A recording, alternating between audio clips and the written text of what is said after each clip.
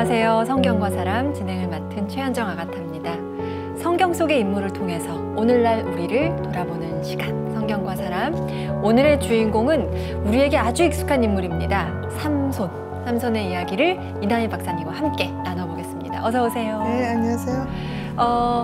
이번 주에는 삼손이다 해서 저는 무척 기대가 됐습니다. 네, 삼손인 이유를 먼저 좀 알려주시죠. 남성들 중에서 상당히 충동, 본능, 뭐 힘 이런 거에 의지했던 사람이잖아요. 그리고 무모했던 사람이고 그래서 우리 주변에서 실은 자주 볼 수 있는 사람들입니다. 그러니까 겉으로는 삼손처럼 힘이 안 세지만 이 마음속 안에는 삼손과 같은 그런 무모함, 또 충동성, 본능, 뭐 어떻게 보면 무지, 뭐 이런 걸 갖고 있는 그런 남성인데 실은 여성들도 마찬가지예요. 여성들도 자기 무의식에 삼손 같은 그런 측면을 가지고 있는 여성들이 있어요. 여성이라고 충동적이지 않고 본능적이지 않은 게 아니잖아요. 아니죠. 삼손은 진정한 영웅이 될 수도 있었을 테지만 우리가 영웅이라고 하기엔 조금 어려운 인물인 것 같기도 해요. 그렇죠. 뭐 세속적인 측면에서 영웅이라고 할 수도 있죠. 그런데 저는 이제 영웅이란 말 자체가 갖고 있는 어떤 가벼움, 뭔가 의식적인 측면에만 집중하는 그런 성공이나 뭐 이런 뭐 역사적인 인물, 그런 측면이 실은 저는 별로 안 좋아해요. 그러니까 성경은 영웅을 기록하는 게 아니죠. 오히려 영웅의 몰락을 기록하는 책이라고 해도 그렇게 틀린 말이 아니거든요. 영웅의 뒷모습, 영웅의 진짜 어두운 부분. 우리가 어떤 사람을 칭할 때 영웅이라고 칭하는 건 어찌 보면은 교수님 말씀을 듣고 보니까 너무 딱 단편적으로 본 표현일 수도 있겠다는 좀 만화 같은 캐릭터죠. 들죠. 영웅이라고 우리가 흔히 얘기하면 그게 칭찬이 아니에요, 실은. 그렇죠. 다른 사람한테 이용도 당하고 자기의 그 힘 자랑하다가 결국에는 몰락하고 붕괴하는 게 영웅이거든요. 자, 그렇다면 오늘의 주인공 삼손은 어떤 이야기를 담고 있는지 함께 이야기 속으로 들어가 보겠습니다. 하느님에게서 멀어진 이스라엘을 하느님은 40년 동안 필리스타인인들에게 넘기신다. 초르아 출신 마노아의 아내는 임신을 할 수 없어 자식이 없었다. 하느님의 천사가 아들을 낳을 것이라는 소식을 전해주며 포도주와 독주를 마시지 말고 부정한 것을 먹지 않도록 명한다. 또한 아들은 머리에 면도칼을 대지 않는 모태에서부터 하느님께 바쳐진 나지르인이 될 것이라고 전한다.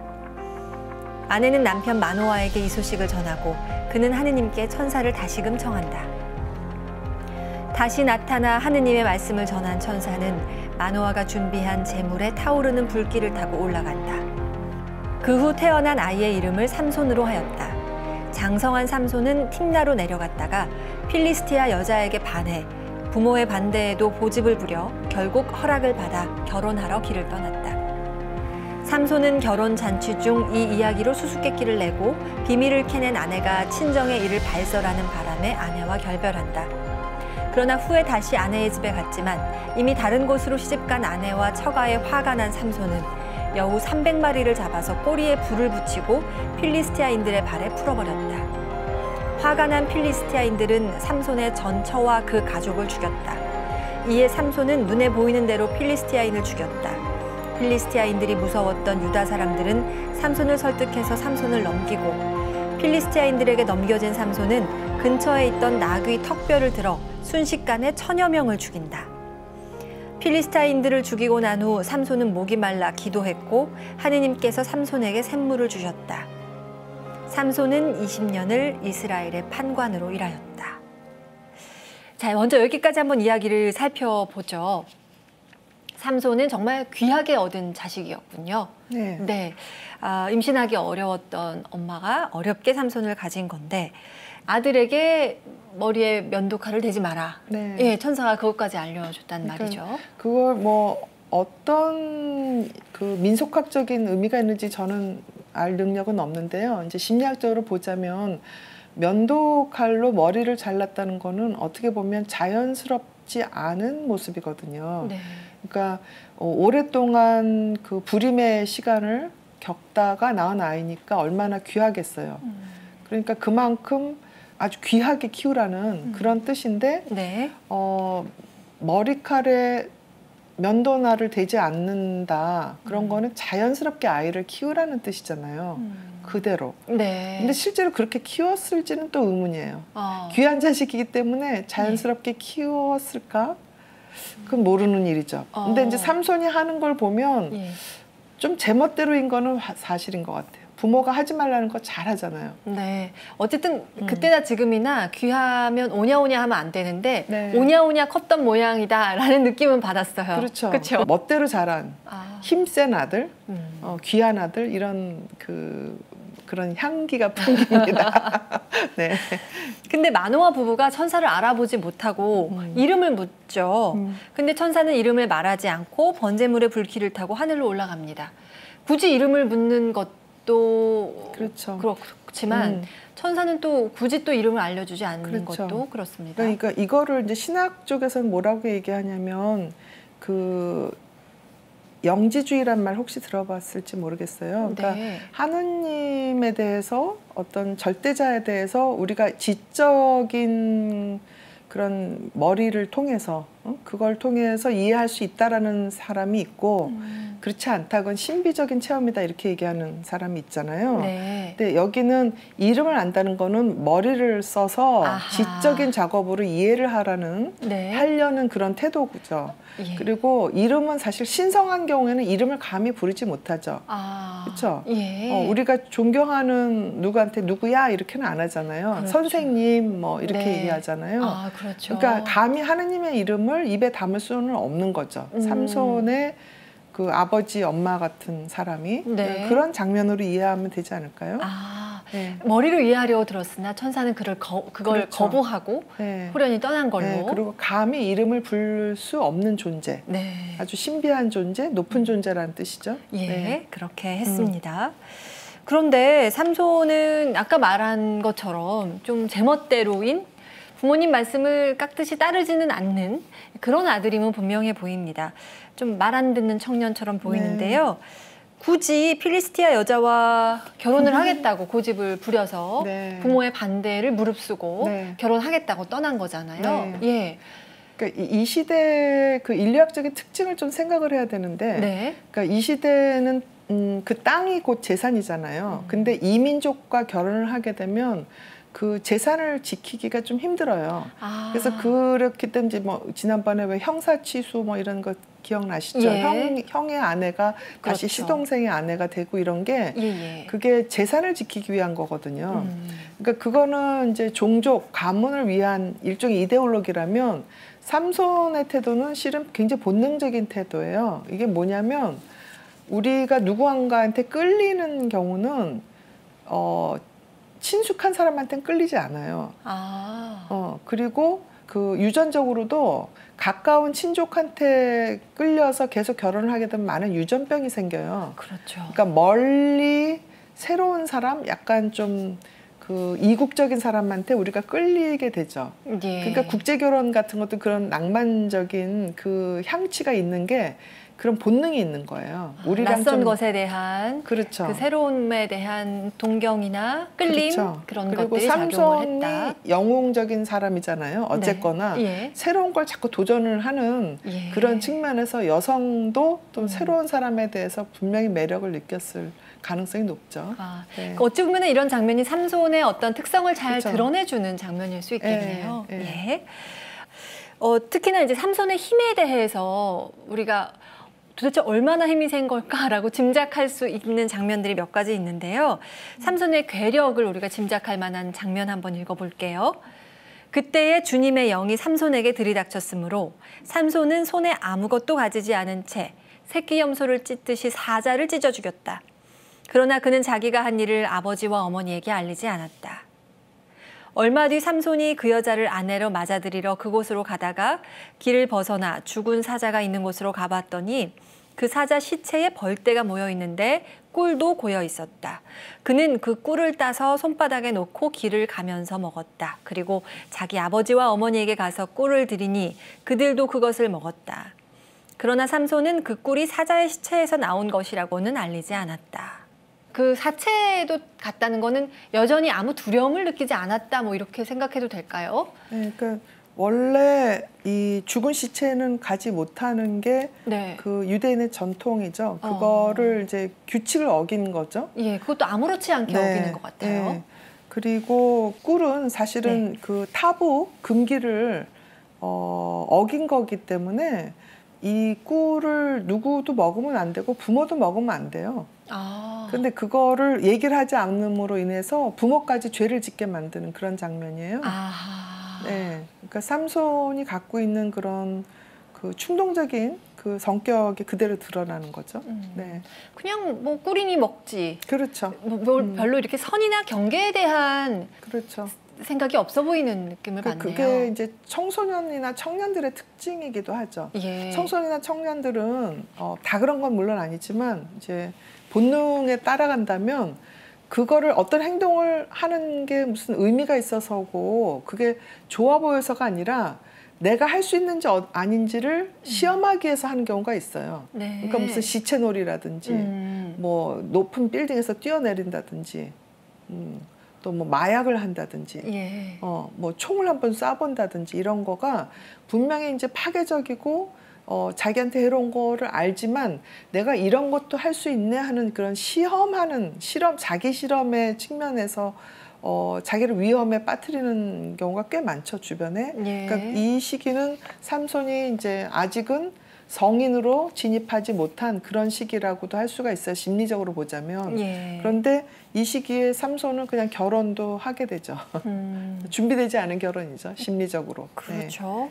불교에서는 그냥 가만히 있는 어떤 생물을 죽이는 것을 아주 큰 죄악으로 생각하잖아요.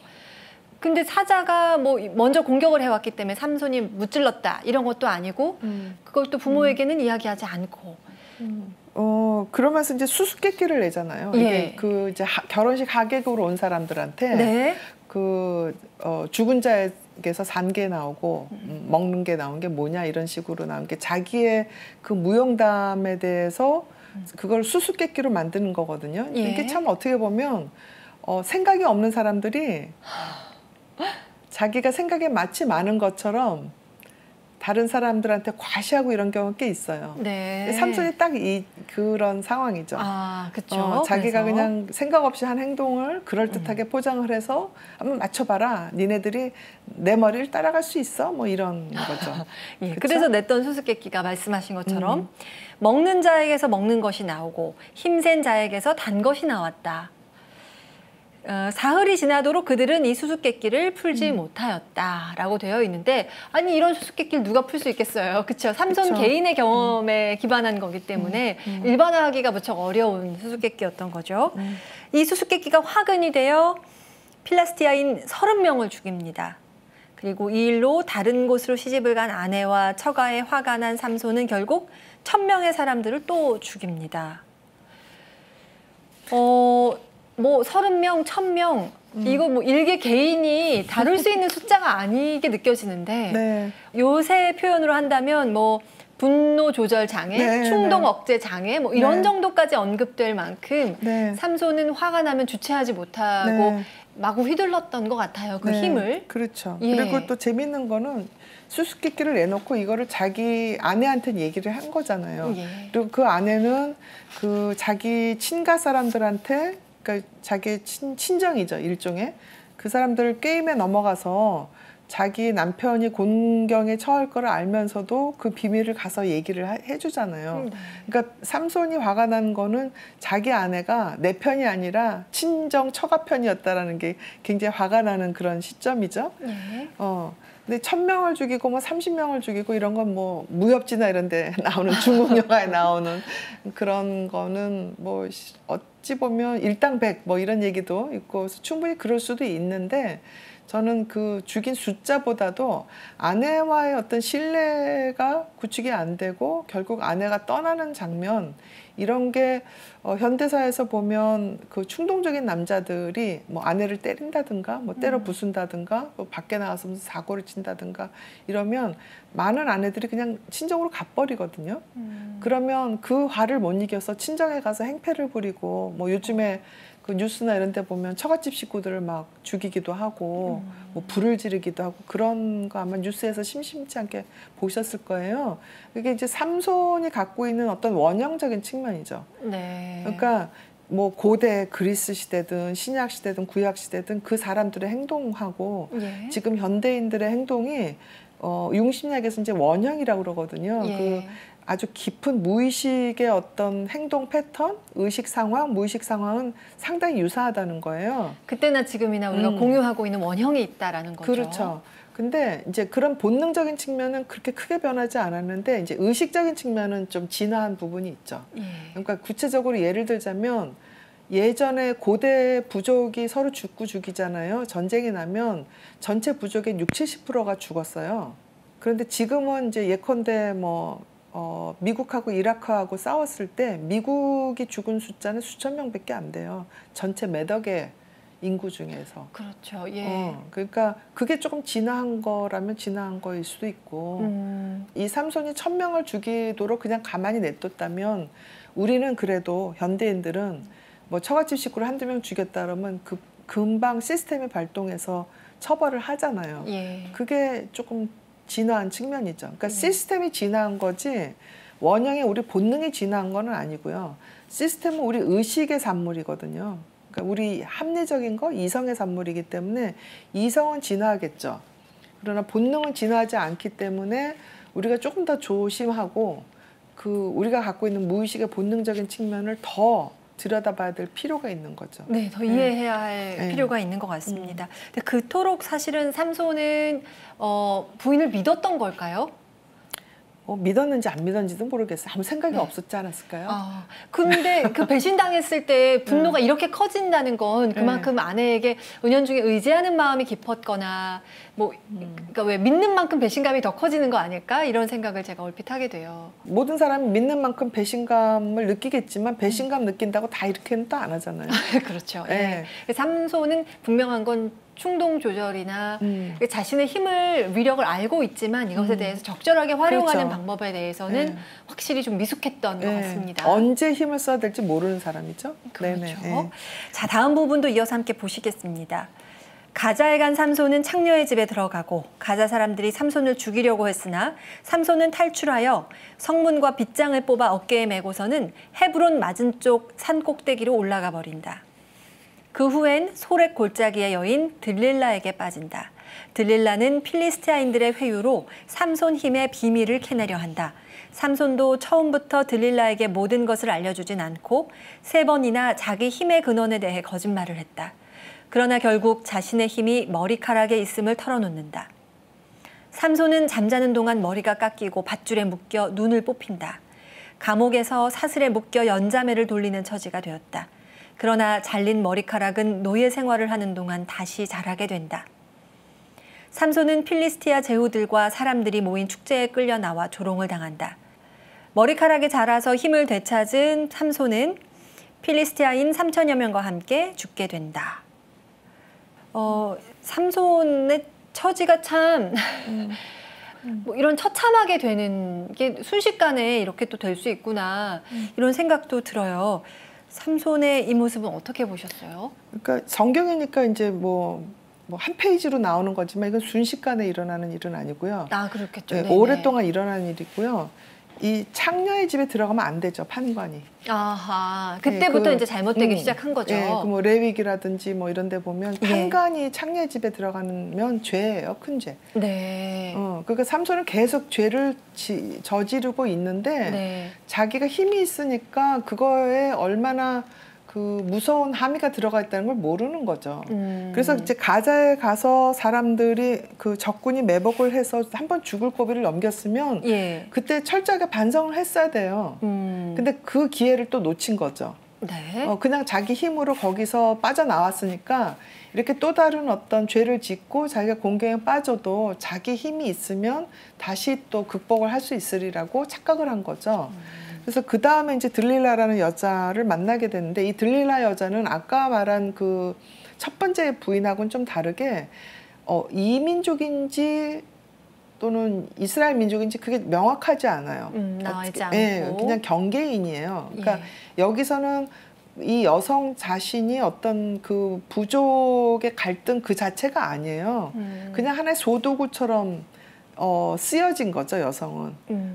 그래서 이 여성은 일종의 경계인 뭐 예. 이렇게 봐도 되는데 네. 이 여성한테 빠지고 나서 몇 번에 걸쳐서 안 할 수도 있었는데 결국에는 자기 비밀을 털어놓잖아요. 네. 그게 이제 요즘식으로 말하면 뭐 아마 팜무 파탈? 들릴라가요? 네. 저항할 수 없는 매력을 지녔기 때문에 결국에는 사실을 얘기한 걸까요? 네, 그러니까 그 여성의 페이스에 이제 휘말린 거죠. 근데 팜무 파탈에 휘말릴 때 남성들의 모습이 삼손의 모습과 굉장히 유사해요. 그러니까요. 사실은 이 막강한 힘을 지녔고 내가 얘기하고 싶지 않으면 얘기 안 해도 되는데 굳이 드릴라를 뭘 믿고 그렇죠. 얘기해줘 하고 몇 번 조르니까 얘기를 하더라라는 거가 되잖아요. 그렇죠. 그러니까 삼손이 이미 이때는 한 20년 정도 판단을 했기 때문에 네. 첫 번째 그 사자를 죽일 때보다는 훨씬 더 지혜로울 수 있는 시기예요. 근데 그렇지 못했던 거죠. 근데 뭐 현대에서도 보면 그 굉장한 훌륭한 사람인데 자기 와이프가 나 이거 살래 그러면 가서 나쁜 짓 해서 뇌물 받아서 와이프한테 갖다 주고 그렇죠? 그리고 와이프가 여기저기 사기치고 다니면서 하면은 그거 이제 다 메꿔주고 누가 당신 와이프가 사기꾼이야 거짓말장이야 그러면 그럴 리가 없어 뭐 아유 아니야 내가 다 그냥 잘 다독일게 그리고 자기 아내에 대해서는 딱 눈을 감는 사람들이 많아요. 그게 이제 뭐 약간 영웅 심리도 있어요. 내 마누라는 내가 지킨다. 감히 내 마누라를 누가 뭐 이런 마음들이 있는 거죠. 그러니까 내 마누라가 주변 사람한테 해를 끼치고 뭐 거짓말을 하고 사기치는 삶을 살아도 내 마누라니까 내가 남자니까 내가 다 포용을 해. 그러니까 힘 있는 내가 포용을 하는데 왜 힘없는 니네들이 잔소리야? 가만히 있어. 그 좀 어떻게 보면 멋져 보이잖아요. 그러니까 그게 사실은 가짜 멋짐이죠. 그렇죠. 청소년들이 하는 그 나 쿨해 뭐 이런 거죠. 근데 그렇게 청소년의 심리를 가진 사람들이 이제 그 그룹이라든지 조직의 리더가 되면 이제 그 조직이 망하는 거죠. 네. 그렇잖아요. 그러면 어떤 기업에서 기업인들이 내 와이프가 좀 비싼 차 좀 산대. 횡령해서 그 차 사주고. 그렇죠? 그리고 와이프는 좀 덜해요. 꼭 첩이나 불륜녀들이 그래요. 그쵸? 뭐 빌딩 사줘 그러면 수백억 빼가지고 그 여자한테 주고. 이게 삼손의 모습이거든요. 예. 이게 국가에서 벌어지면 이제 큰일이죠. 수백억, 수천억이 나가죠. 근데 우리나라 역사에 많았어요. 그런 경우가. 예. 와이프가 너무 이뻐가지고. 삼손과 드릴라 안에서도 드릴라가 몇 번의 구슬림으로 삼손을 그냥 아주 가벼이 이제 말하자면 꼼짝 못하게 만들어 버리는 거죠. 머리털이 모두 깎이고 그 눈알이 뽑혔다라고 되어 있어서 그러니까 그게 맹목이죠, 맹목. 이미 판단력이 그다지 막지 않은 것 같은데 그렇죠. 눈까지 뽑히고 나면 정말 이제 그때서야 절감하는 거죠. 자기가 얼마나 맹목적이었는지, 자기가 얼마나 진실의 눈을 감고 있었는지, 현실에 직면을 하지 않고 자기 힘만 믿고 있었는지. 근데 이게 몇 년에 걸쳐서 일어나는 일이에요.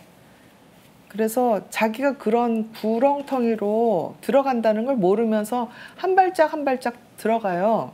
근데 자기가 힘이 세고 뭐 권력이 있고 명예가 있고 그러면 그 구렁텅이에 들어가도 그 옷을 입기 때문에 그게 구렁텅인지 몰라요.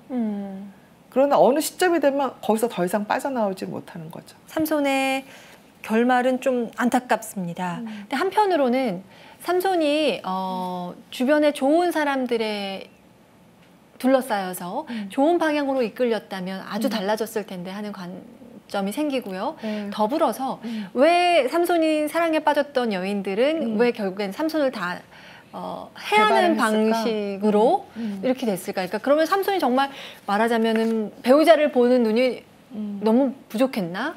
근데 그거는 뭐 나중에 이제 다윗이나 솔로몬도 마찬가지고요. 죄를 많이 짓게 되죠. 그러니까 그게 뭐냐면 내가 힘이 있고 내가 어떤 권좌에 올란다든가 뭐 돈이 많다든가 해서 나한테 뭔가 능력이 있다고 생각을 하게 되면요. 그 상대방 여성이 또 그 이제 거꾸로 여성이 또 남성을 보는 눈도 마찬가지인데 내가 굉장히 능력 있다고 생각하면 내가 포용하면 저 정도 흠집쯤은 내가 감당할 수 있어 이렇게 생각하기가 쉬워요. 그래서 좀 가르쳐서 그냥 잘 다독거리면 되지. 뭐 그럼 어디 가서 잘못하면 사기치면 내가 좀 대신 물어주면 되지. 내가 능력이 있으니까. 네. 뭐 거짓말 했다 그러면 아 이거 돋보이고 싶어서 그런 거니까 이해해 주세요 하면 사람들이 다 이해할 것 같고 그런 마음이 있는 거죠. 네. 그래서 그것도 일종의 자기 팽창입니다. 네. 내가 내 자신을 제대로 딱 직면하면 어느 누구도 그렇게 사기치는 배우자를 일일이 끝까지 뒷바라지 할 수 없어요. 그럴 때 딱 사기치는 그 순간 이렇게 끊어야죠. 그거는 이제 꼭 아내나 남편만이 아니라 이제 동생이 될 수도 있고 자식이 될 수도 있고 부모도 될 수 있어요. 근데 내 피부치고 내 배우자면 눈이 멀어요. 그래서 감히 부모가 사기치는데 그렇게 하지 마시라고 잘 못해요. 그렇죠? 형제가 사기치고 다닐 때 그러면 안 된다고 잘 얘기를 못해요. 특히 윗사람이라고 한다면. 네. 자식도 마찬가지고. 그러니까 그게 이제 훌륭한 사람들의 일종의 아킬레스건인데 네. 자기 가족의 눈을 감는 거죠. 그게 사실은 그 가족 자본, 천민 자본주의의 그 시발이고요. 그게 독재 국가의 또 특징이기도 하죠. 가족끼리 다 해먹잖아요. 그렇죠. 네. 그러니까 그게 자기의 아킬레스건이고 그 블라인드 스폿이죠. 그 보이지 못하는 점, 맹점이라는 거를 알면 좋은데 사람들이 삼손 얘기를 보면서 저도 마찬가지예요. 그러니까 내가 이렇게 맹목적이었구나라는 거를 깨닫지는 못하고 남들만 얘기하죠. 그러니까 저도 이제 뭐 자식이 뭐 내 배우자가 뭐 내 부모 형제가 뭔가 잘못한 거에 대해서 딱 얘기를 하고 뭐 뭔가 관계를 끊고 이렇게 결단을 내렸었나? 좀 아니었던 것 같거든요. 질질 좀 끌려다닌 부분도 있고 또 상대방도 마찬가지겠죠. 이제 저의 피부치나 뭐 배우자가 제가 뭐 잘못했을 때 내 식구니까 감싸줬을 거 아니에요. 예. 그게 꼭 나 하나 그 상대방한테 도움이 되는 게 아닐 수도 있거든요. 예. 장기적으로 보자면. 네.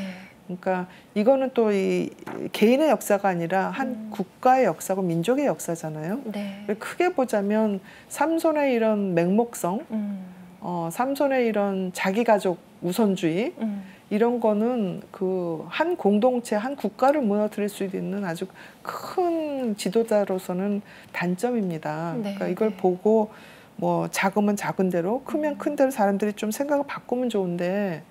삼손 보고 조롱하기만 하죠. 내가 그런 줄 모르고. 그렇죠. 나에게 삼손의 면이 있으리라는 생각은 그렇죠. 하지 않고 거리를 두려고 그렇죠. 하죠. 예. 삼손의 마지막 장면이 가슴이 아픕니다. 한번 읽어볼게요. 그때 삼손이 주님께 부르짖었다. 주 하느님, 저를 기억해 주십시오. 이번 한 번만 저에게 다시 힘을 주십시오. 하느님, 이 한 번으로 필리스티아인들에게 저의 두 눈에 대한 복수를 하게 해주십시오.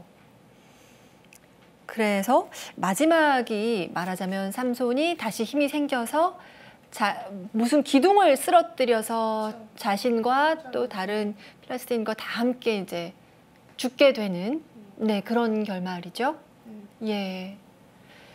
그러니까 그 동안의 모든 과오가 이 마지막 장면으로 이제 다 무너지면서.